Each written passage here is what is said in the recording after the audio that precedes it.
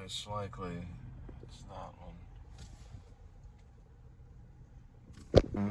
It's time to walk through the stickers with my sock.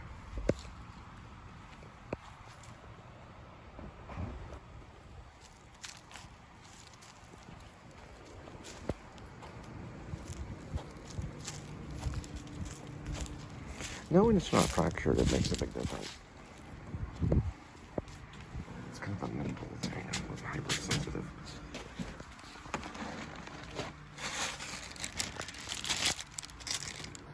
Now that's definitely not a clean mirror.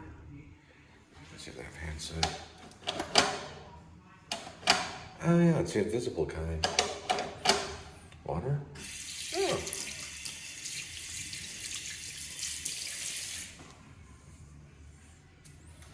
Get the idea.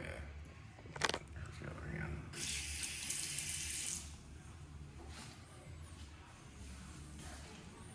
Air?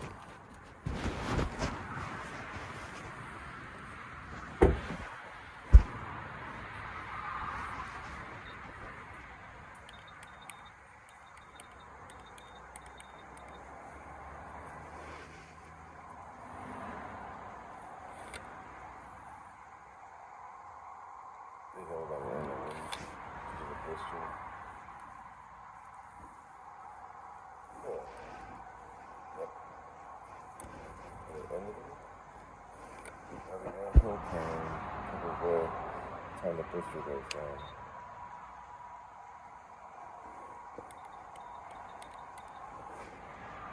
But it can drop off like that. You kind of don't know what it drops off. Whatever. I'm just happy with that.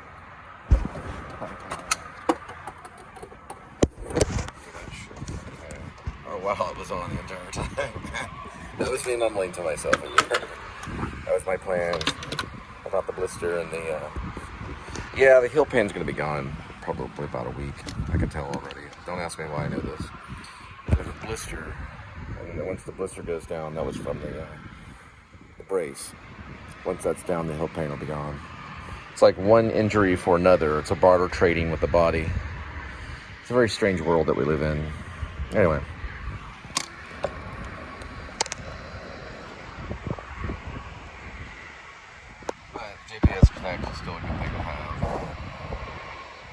Whoops, hang on, let me turn this off, give me a second. Sorry, my light was on auto. Yeah, you know, the Violent Femmes, they're kind of, yeah, they take, maybe from bebop, maybe from what, Billie Holly? I'm sorry, Buddy. Okay, you know what I mean. Well, the Violent Femmes, they take from the Buddy Holly, and there's some bebop, and Billy's whatever. What I'm trying to say. I'm a real airhead right now. I need to get a lot of sleep. swing dance kind of stuff a little bit. You know, there's some jazz there, but the lyrics are, you know, a little bit of Talking Heads, and on the extreme from the other direction would be half Japanese. Half Japanese would be like an extreme version of what Violent Femmes were doing a little bit. But Violent Femmes were mostly, they were telling a story, but singing it. You know, it was very sing-songy. It was, you know, it wasn't operatic per se, but it was something you had to really take a breath and sing. It wasn't exactly shoegaze, you know. It wasn't The Cure or Elliott Smith or something. You know, he was taking a big breath and really screaming out, you know. I don't know the lead singer's name, but I was just listening to him thinking about that, you know. Buddy Holly kind of swing dance kind of stuff too, and like, you know, swingers kind of thing, and please, please, please do not go. There's a little bit of like whining in there too. I'll look up the, they went through quite a bit of musicians. They didn't just have a few musicians. They went through a lot of bass. There's a lot of bass in the Violent Femmes that makes it work. Without the bass player, the band would have been struggling. But the vocalist is incredible too. There's a great vocal thing going on. Half Japanese is fun to listen to. They're wild and crazy on one end. They kind of helped Daniel Johnson's career, and they were radicals, a little like Violent Femmes, but they were. It was more. It needed more interpretation, and it was more based on emotion rather than sing-songy lyrics that you could follow to a certain degree. Even though the Violent Femmes, it's very abstract lyrics. It's not. It's general. It appeals to all mankind, kind of thing. It doesn't have. It doesn't get too specific, ever. You know, like some songs can. You know, he's singing about lost love and big hands. You know, and the lost God, and maybe you know, I take one because she left me, and two for my heartache, and three for my lonely, and four. What was four? Five, six, seven, and there's no tomorrow, and eight, I forget what it was for, nine for the lost God, and 10 for everything you can kiss off, and you know, all that stuff.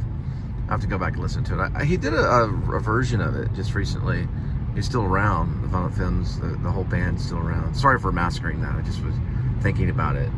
I know most of the lyrics there on that one, but not all of them at all. I used to sing along when I was younger, and still didn't know it back then too, but knew enough to get by for a few moments. I knew enough to sing this part of the lyric and then let my friend sing the other part that I didn't know, that kind of thing. But that was just because, you know, things just go over my head sometimes, you know. But it's not, you know, it's just the way it is. Some songs I've known, or a few of the Smith songs I knew better than a lot of my other friends. I couldn't follow along, you know. I could sing Smith songs, and they were like, what are you singing about? And a river colorful of lead, smash the baby's head, wrap her up in the news of the world, dump her on the doorstep, girl. You know, I know that part of it at least. It's a lot of memorization. Right, so I start to remember JG, Gordon James Gano, is the lead singer of the Violent Femmes. Originally from New York City, he moved with his family to Connecticut, where his father opened a Baptist church. Believe it or not, his father was a minister and played guitar and taught him the guitar. He taught him country and western.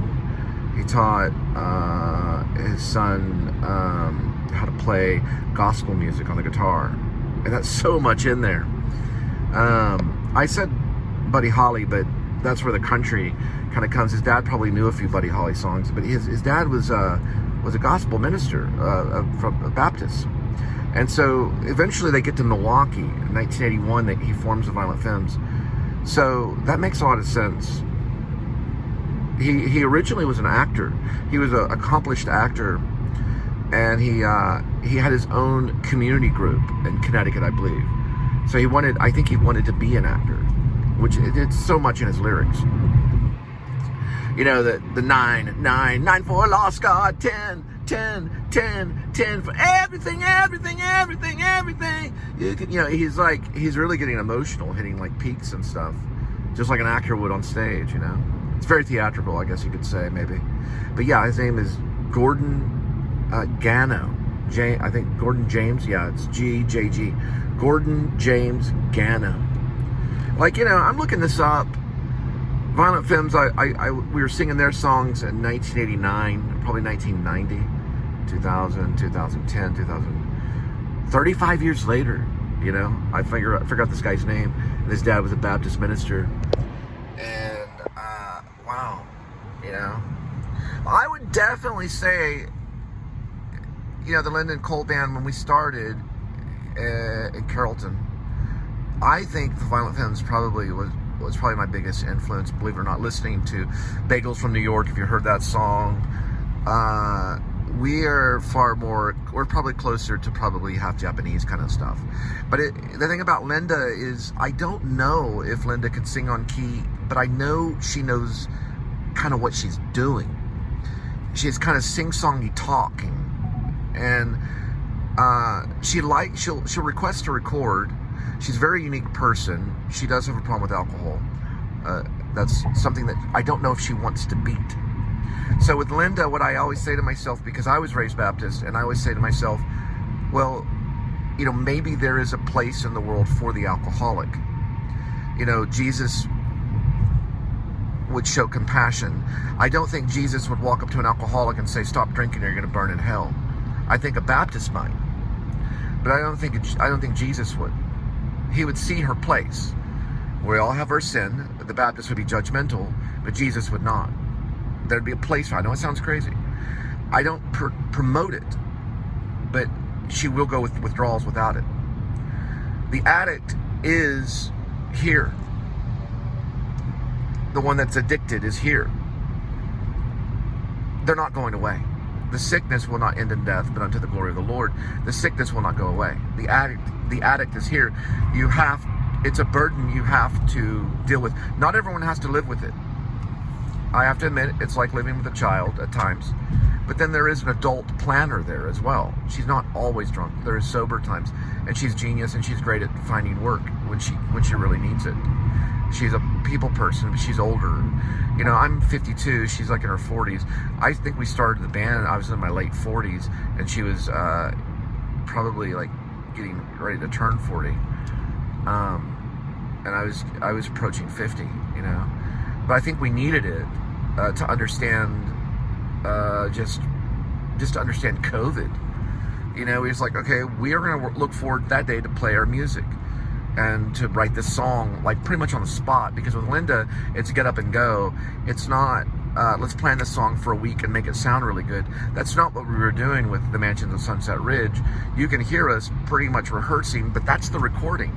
So take it or leave it, it's outsider music. It's pop folk. You're not going to really like it a whole lot. It's going to be acquired taste. Just like half Japanese, you have to kind of listen to it to really go, okay, I see what they're doing.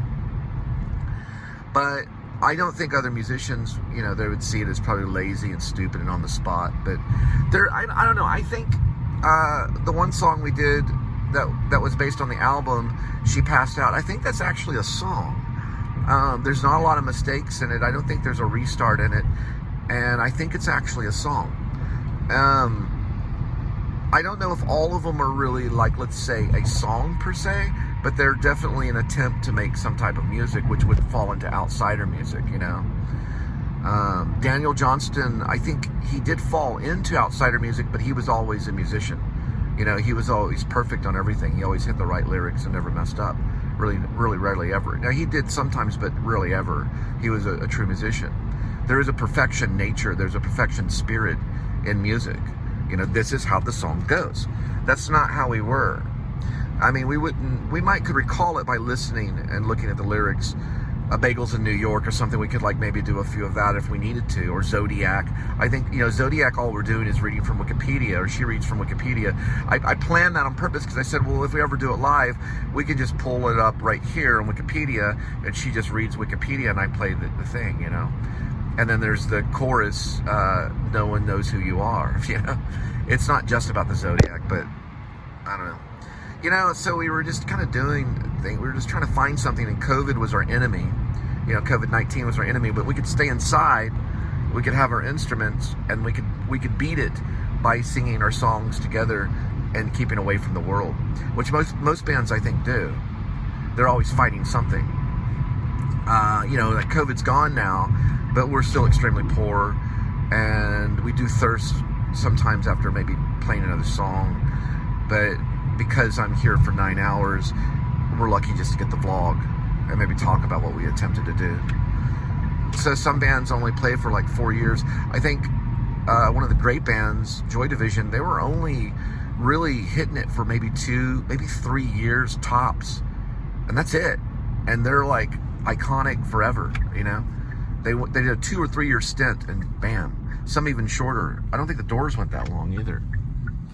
The Beatles went pretty long. Violent Femmes are still around, you know. Some bands never break up. But we'll see, you know. It's our situation. I mean, if some crazy way through all this we got signed, I think we would be able to look at the record label and say, listen, we're going to try to give you something, and we'll see where it goes, you know. Sometimes that does happen, and sometimes it works out, and then sometimes it doesn't, because they're like, well, if you don't give us a hit within a year or two, then we'll drop you, and that happens, you know. But, you know, some really crazy, way out there bands have even been signed by Capitol Records. But I'm not going to lay it down and say that that's what we are right now, because I gotta admit, we had to put it down because we weren't getting paid for it, you know, and we weren't booking gigs. We never did a live gig. It was all recordings only. I don't know. You know, you still have to dream, and I think the last song that we threw out there was really, it's just me throwing songs out there, and she's probably somewhere in the background doing something. But I think it was "Don't Drop the Ball." You know, it's okay. It's a song that could be used, maybe not. I don't know. I mean, I don't know. I mean, it's probably something. Whether we go that route is, I guess, you know, we'll just have to see. Let's see if we just go that route. You know, we have to watch out. We have to play during the day. We do sometimes go by Guitar Center and look, you know, and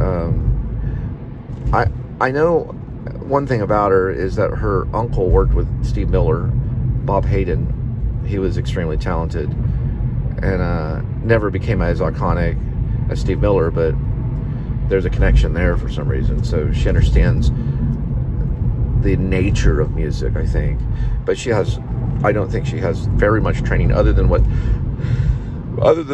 her playing the clarinet, and I believe it was in school. I think it was maybe high school or junior high or high school. I played the trumpet in junior high. I'm not a music teacher or anything like that, although I have got to the point where I think I was pretty skilled on the guitar, and I did record almost like every day for about a couple of years, doing vocal recordings and stuff like that, just trying different things. Yeah, but Violent Femmes, totally, you know, we don't have the bass player. That was a big influence, I think. Not the only influence, but I think the Talking Heads also influences all musicians, really, all bands. Talking Heads, they were really out there. But Violent Femmes was like, well, if you got a story of some sort, and you have a beat, and you have some emotion, then you might have yourself a song. But we'll have to see. She has this idea about the last job that she worked at. She wanted to sing about it because she knows the menu. So she wanted to sing the menu. We've done a few menu songs, we call them. Woody, let's see. We did one that's kind of impressive about Woody Creek Barbecue. She wants to do another one, but I don't want to say what restaurant it is. At least we do it, you know, because I don't want to talk about it, you know. It's just kind of like, will it happen, or will we just keep on, you know, getting caught up in, like, she's going to interviews and I'm going out there, you know, dropping off food and trying to, you know, get what we need for the day. You know, that is as important. And after 9 hours, you're exhausted, and you want to pick up the guitar and keep going. Well, I'm not in my 20s, you know. So I don't know. But there are bands that are still going today. They're still trying. Yeah, I was listening again. Yeah, Violent Femmes and Half Japanese. There is some type of connection between Chad Fair or something like that. The other guy's Gano. James Gano. Yeah, Gordon. Yeah, I think it's Gordon. Gano James Gordon or something like that. And Chad Fair from Half Japanese. Yeah, they both have that, you know, kind of voice that's, you know, like, please, please. Yeah, it's like almost a begging kind of thing that falls into like the genre. They're stewards.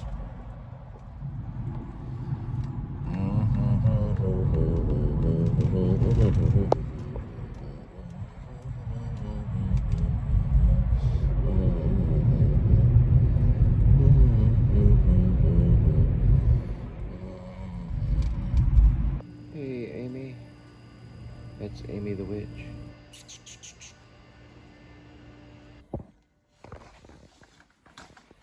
There he is. I'm probably not going to need these kitties, so I'll put these up later.